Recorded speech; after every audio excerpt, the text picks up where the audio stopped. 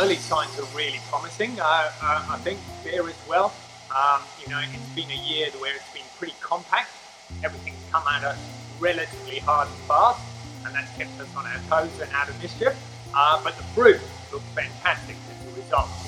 We've got some really sort of alive, bright, vibrant fruit going on there, some lovely structures and balance, some really great varietal definition. And I think, some varieties like Mataro are looking really good this year. So yeah, we're pretty bullish and excited. Yeah, look, again, I think it's early days there, and we've got wines just still in fermenter. As you can see, wines going through Malo in tank. But I think the early signs are really promising there. I think there's a lovely balance about the wine. And I think the feeling both here within the winery, but in the valley in general, is that this looks a really strong vintage.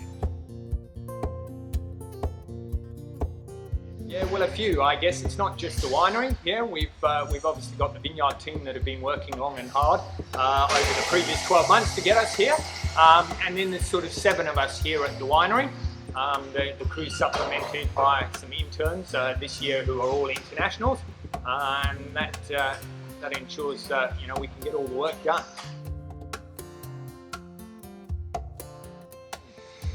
Look, my job, I guess, is to steer the ship. Everybody here knows what to do, and they're passionate about that and have a vested interest. And I guess my job is just to make sure we have an unwavering commitment to getting it right and to keeping the standards in place there as well. Yeah, well, this vintage has actually been pretty even keeled, not too many disasters or things to talk about. I guess funny thing is we've got a couple of young lads out in the vineyard who have some colourful conversations on the two-way. They didn't quite know that we have a two-way as well and are able to listen into that. So we won't repeat what they said, but all good fun, keeping us entertained. Look, I think a bit like last year, the compressed nature there has meant we've had 2.5 weeks of really busy time.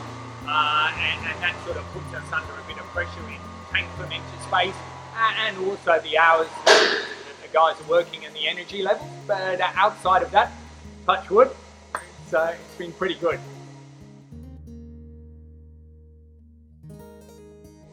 Yeah, look, I think again, we're making those assumptions really early on in the piece, and that's always difficult. But I think, you always get a gut feel from that, and I think the year will hopefully produce some wines that are really quite balanced, but really vibrant and alive. And I think it's going to be a year that will hopefully stand the test of time, and we're pretty excited about it. Give it another few months in barrel and see how it develops. But I think the early signs are good.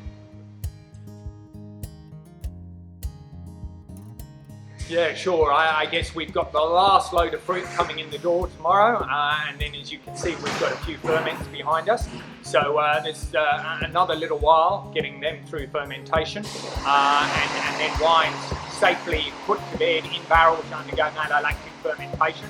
And really that's the focus from now on, getting older vintages out of barrel, a bit of shifting things around, and really start to then have a formal look at what we've got from the vintage.